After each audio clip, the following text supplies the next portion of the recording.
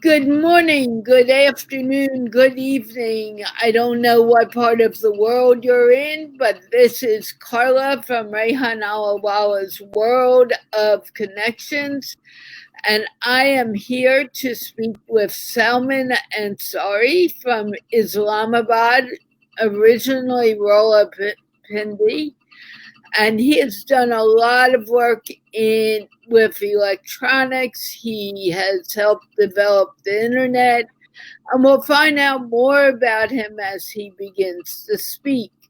Meanwhile, I want to remind you that this show is sponsored by the Institute of Peace, which is an online organization promoting peace one conversation at a time. Having said that, I'd like Salman to introduce himself. Okay, my name is Salman Ansari. I'm in Pakistan. I studied engineering, telecommunications, in fact, way back in 1971.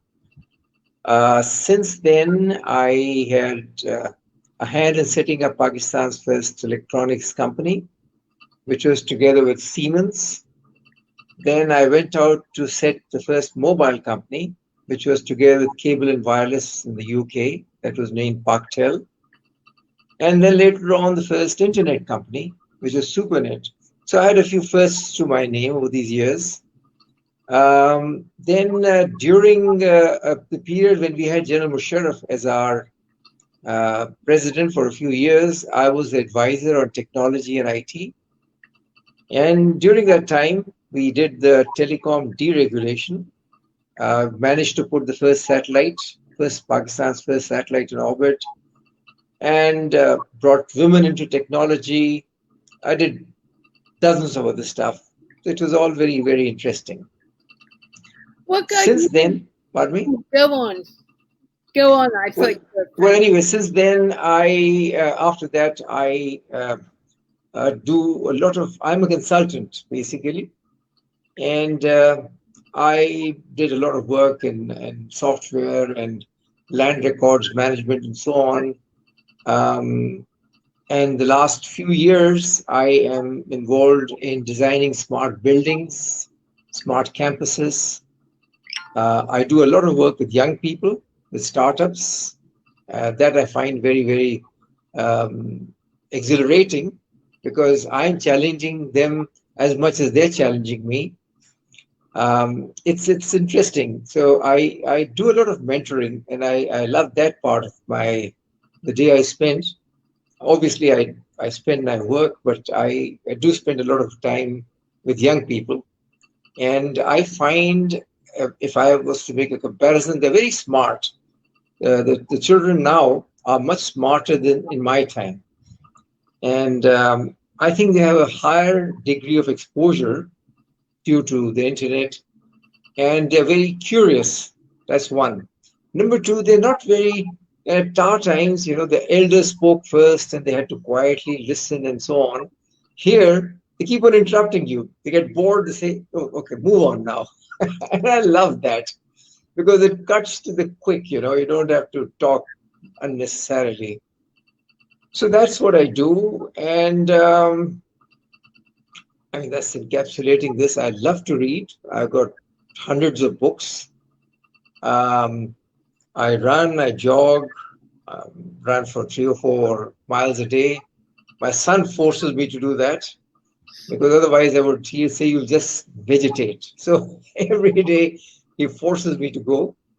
I have one elder son in the US. He is heading the networks department in a company known as Salesforce. His name is Omar Ansari. He's in Texas. He's been there forever, it looks like. The last, I think, 25, 30 years. He went there. He's a citizen there. My second son used to be a director at Microsoft in Seattle. Then he started his own company. And this company now is based in Amsterdam. So he is in Amsterdam.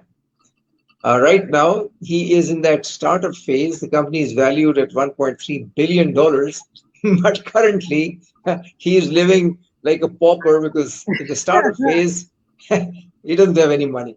But it's lovely. He's got a daughter and a son. Lovely family, beautiful wife. My eldest son has three sons. He's in Texas. And the youngest one is perhaps the most famous of them all, is Mubin Ansari. If you look up this name, Mobenansari, on his Facebook page, he's a photographer. And his story is perhaps the most interesting. When he was born, he contracted meningitis, viral meningitis, and he lost his hearing.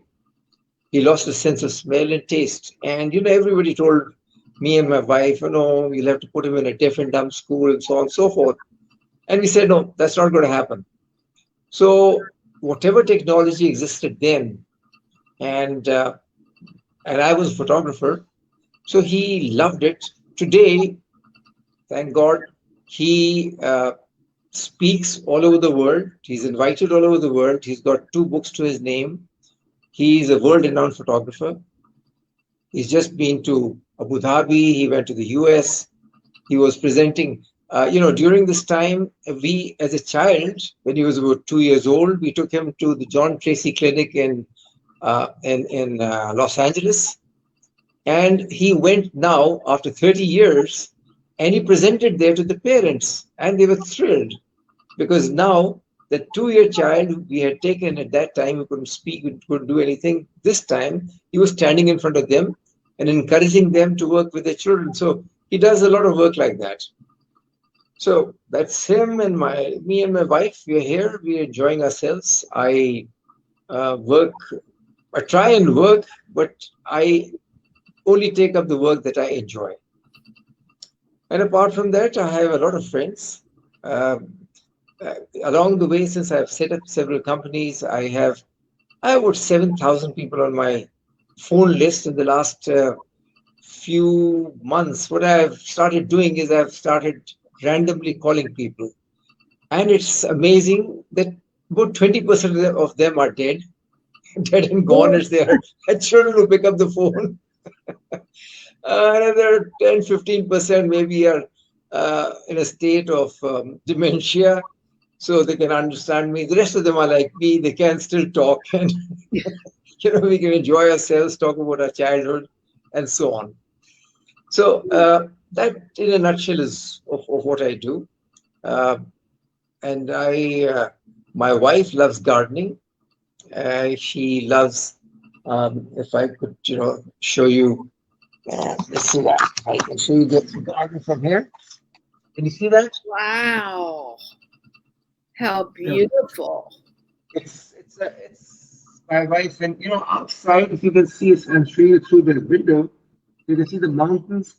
So we live in a very nice place. It's in front of our house, mountains, and we were very lucky when we bought this house. We didn't realize at that time, got it about 30 years ago, but it's a comfortable place to be in. Wow. It's absolutely beautiful. Now, Yeah. I know that you started out, you were born. Can you speak a bit louder, please? I know that you were born in Rawalpindi. You're from Rawalpindi, right? Yeah, I know. I was born in Karachi, but I lived all my life in.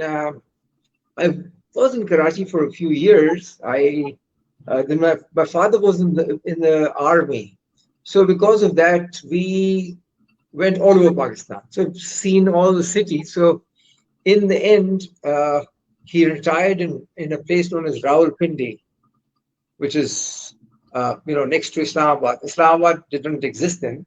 So Islamabad started while I was still working in CTI in the 70s. And over a period of time, I bought a house in Islamabad. We were very lucky to have got it at a good price at that time. Imagine I got it at that time for, what was this, 60,000? That's about $75,000. Because of the location now, it's valued at $800,000. And I keep on telling my wife, why don't we sell it? Let's go take a cruise. Let's go all over the world. But it's just location. It's just the location that we were lucky. So we live in the same place, and the youngest one is with us. Generally, that's what I do. I work, like I said, I work with startups, young people. I travel all over Pakistan. I'm called to give presentations and mentoring people. I try and work in new technologies, try and keep abreast with what's happening, because only then can I, teach younger people. So it keeps me active. Now, I have a question. When you got into technology, it was rather new and not as fashionable as it is now. What is it that inspired you to work in technology? Oh, when I was young, at that time, young, that means, let me say, when I was 17 or something. Yeah. At that time, people used to think there are only two things that one can do, either become an engineer or become a doctor. Nobody, there was no MBAs and stuff like that at that time.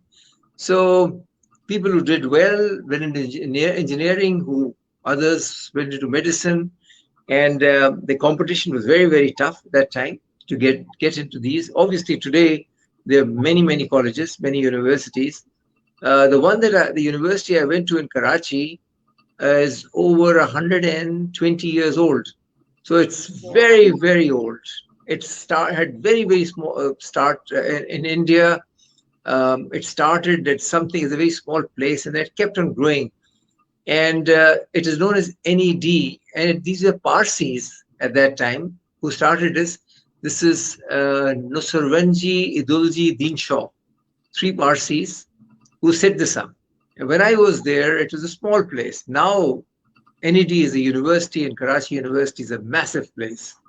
When I was there, there were all together perhaps 300 students in the university. It used to be very difficult to get in there. You had to have very high marks to get in there. And the competition was very difficult. There was no internet, of course. So we had to read a lot. We had to really understand what was going on. There were no easy way out. But I think it helped me learn a lot, and I'm able to implement all that when I especially work with startups, the young generation. I see, earlier on people children, like I said, they used to say, "Oh, you're going to get a job." But now, I used to think they're not enough. What are you going to do when you do this stuff on your own? And I discovered that some of them, good, well qualified engineers, don't have a job. So what do they do? So I said, my God, this is going to be a very, very major problem for Pakistan. Until the time I discovered, they've gone and said, okay, fine, you got basic education. They've gone into business. They're running, for instance, naan, that big bread that we have, chapati, you've seen what we eat. Yeah. So they said, we're going to give it much more than that. So they have Nutella filled naan, honey filled naan, egg filled naan. And those guys, when they didn't have a job, they stopped, and they called this place non-stop, like non-stop. Naan, naan is the roti's name. So it's called a non-stop. And the other day I went to that place and I found the guys were not there. I said, where have they gone? They said, the guy is running there. He says, now we are a franchise. The owners, the three young people who had put this up 2 years ago, have gone across Pakistan and set up non-stops all over the place. So they franchised it. What I liked about it was that these people were engineers who had gone into business without actually understanding business, and they're playing it pretty well. And that is what I see every day, that the smarter young people are not constrained within the boundaries of what they're studying. Those who keep on studying and trying to get good grades, and don't have any extracurricular activities, don't do quite well. They're well, they're fine, but they're not well-rounded personalities. I agree with you. So that's what I do with kids. Then I have millions of relatives. It looks I've got relatives from New Zealand all the way up to Los Angeles. You can cover the globe. Because in Pakistan, we have relatives, and even second, third, fourth cousins, we keep in touch with them. So I've got people in LA. My brother's daughter is in LA, and my cousin's son is in Christchurch, so across the world. And we have groups. We keep on talking to each other, and it's very interesting to see over this period of time. I love to keep in touch with these young people. So I'm one of those uncles that they have, who are talking to them, and they are very surprised. People my age, they don't talk to young people. Oh, what a waste of time! But I enjoy it. I'm ask them, what are you doing, and are you doing this and that and the other? And I have to keep myself abreast to be able to get their attention. And this is my brother's son. He was in Pakistan. I said, go abroad, go somewhere, do something. And he has just got his PhD in Scotland, and he has come out with an invention which I think is going to go to market. And yesterday he sent me, I'll probably forward that thing to you.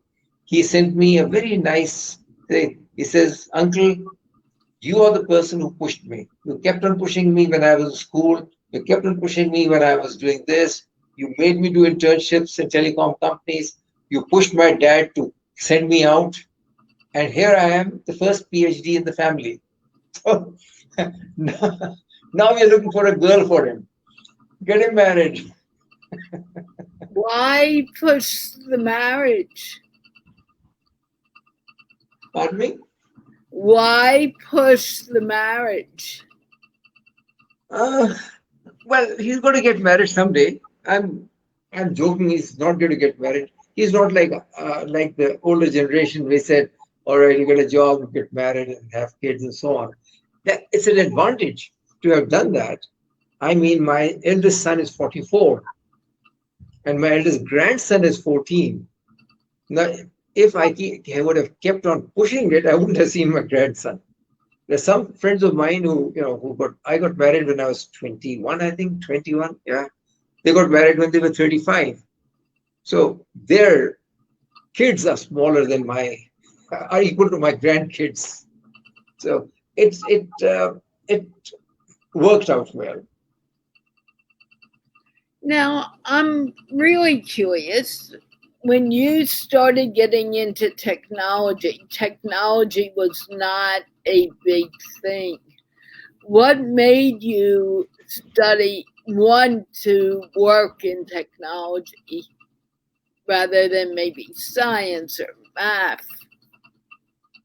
Well, like I told you, when during the time when I was studying, people, we belong to a class who are not entrepreneurs, but are people who are in employment. My whole father's side were in the military. So my brother went into the military. My mother's side has been very adventurous, actually. If I can sometimes show you pictures, some of my cousins are tall, blonde, blue eyes, fair. They married. One of my great grandfathers married a British lady. One married a Scottish, one married an American. So their kids, I mean, they're my cousins, or my cousins. But you look at them, blue eyes and they have blonde hair and everything. Till the time I can and they speak English, they speak English like British. But when they switch to Urdu, suddenly, how do you know that? When his name is Tapu Javeri or Samina Pirzada or something like that. No, not Pirzada, Samina something, Samina Muin. So we have those. So you got quite a variety. And my father and my mother are not related at all. So my father's side is absolutely different as opposed to my mother's family. My father was, he came from another part of India. And it's an interesting thing. I found out, I asked later, I asked my father, he was in the army. He was in the Second World War in Malaya and so on. I've got swords, from the Japanese that post they had captured. And I've got the citation where he got it gifted to him because he had overrun the Japanese posts at that time. I'm talking about Second World War. And I've got that today. So my father's side is Air Force, Army, Navy. My mother's side are more into art, business. So they're quite different, both sides. So we've got, if you see my cousin, if I show you you can't imagine he's my cousin. He looked something out of a English movie or something. But the question I ask is, how did you get into technology? At Okay. the time you got into it, it was not fashionable. What made you want to know about technology? Yeah, like I told you, at the time when I did my class 12, because after that you went to university, there people preferred their children to go into some technical area, whether it is medicine or engineering or medicine. So these two areas used to be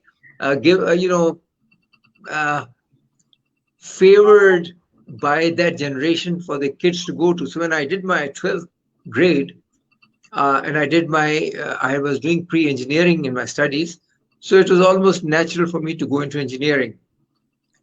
We didn't have MBAs then, so none of them went there. So like I said, many of my cousins, my age, are either engineers or they're doctors. And it's only later, from my one side of the family. The other side of the family is much more varied. They're in business and so on. I understand that. But what was the thing that motivated you to study technology? I mean, there were other areas that you could have studied. What made you decide technology? I always my parents had got me as I was growing up. We had those those mechano things that you could screw together. And my dad had gone to the US. He had brought back some, that was initialization of electronics or something, some primitive stuff. And I got into fiddling with things. I took my car apart completely, opened it completely, and then put it back again. It was quite a task. I was not very old. And the car kept on running. And I had at least 20 nuts, which I didn't know where they were, where they had to go to, but the car still ran. So ran for another 15 years.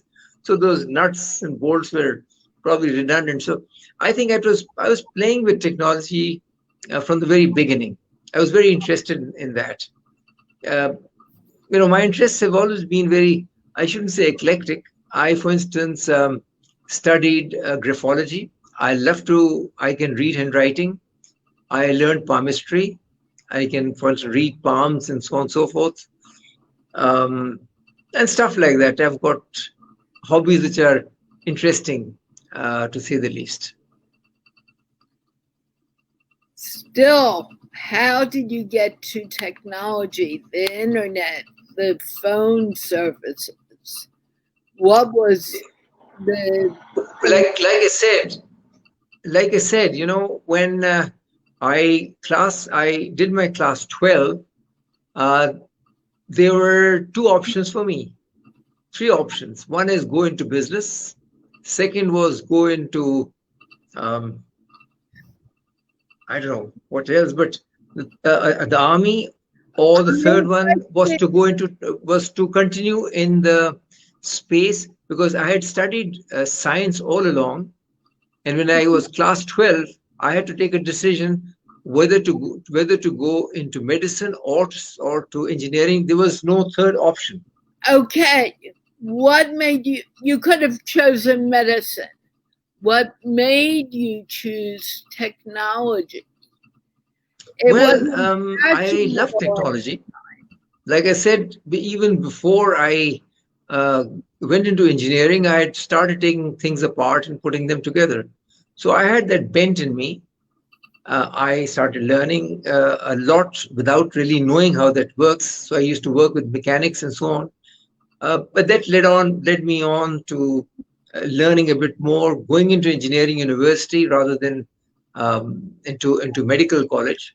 And obviously, once I was 17, I think, when I went into engineering university. 17.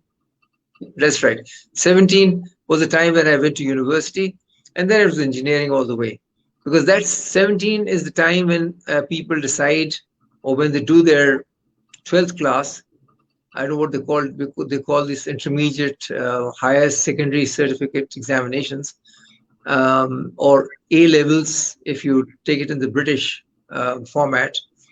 You got to decide which direction you're going to take. So if you score high enough, you get admitted to the best universities. Otherwise, it's you go and do something else. It's not. I mean, if there are 100 people, 3 or 4 will go into engineering, or 10 will go into engineering or medicine, or 20 will go. The rest continue and they do things. They do business. They go into construction. They have family businesses to run, and all of them do something or other. I'm interested in you, not in other people. I'm asking you, what was it? Why would you be interested in computers? Yeah, computers were not around then when I started at that time. Right. It was the beginning of electronics. When I graduated, computers were very, very, there was this huge IBM thing, which you had to wear white coats and go into those labs. I'm talking about 1967, 68. But along the way, when I graduated, it had gone into transistors and so on, and I joined a company which was a Siemens company in Islamabad, which was electronics. So I learned electronics, I learned telecommunications, I headed that company, and then I left it and I started another company, like I mentioned earlier. So technology actually came very naturally to me. That was what I was trying to get to. Yeah. And did you start in technology when you graduated school, or did you do some other things? No, I went straight from college. School is up to the class 10, 2 years of college, and then from there straight into the engineering university. I didn't stop. I didn't take time out or anything. Okay. Is there anything else that you would like to share with our audience before we close? I couldn't follow that. Is there Anything else you would like to share with our audience before we end the interview?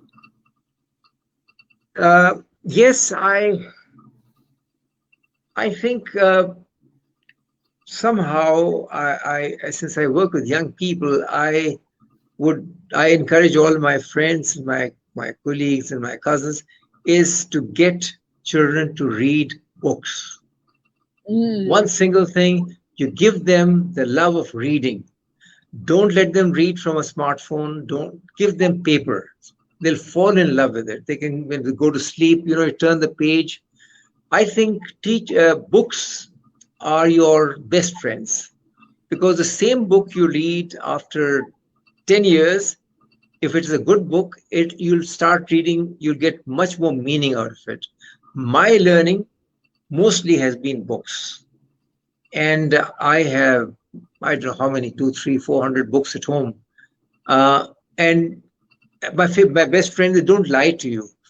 But as you grow and you read them again, new insights come along as you become more mature.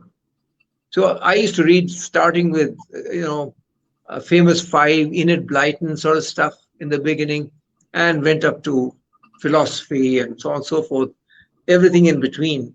And I think books indeed are your best friend. And if there's one advice I would give people is, if they don't do it themselves, at least have lots of books lying around. Don't worry if the children don't read comics. Let them read comics.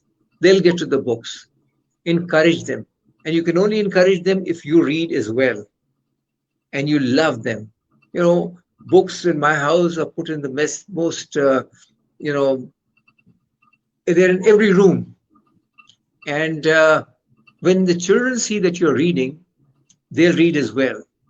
And when you read, and that's one. Number two, I would encourage people to learn more than 2 languages.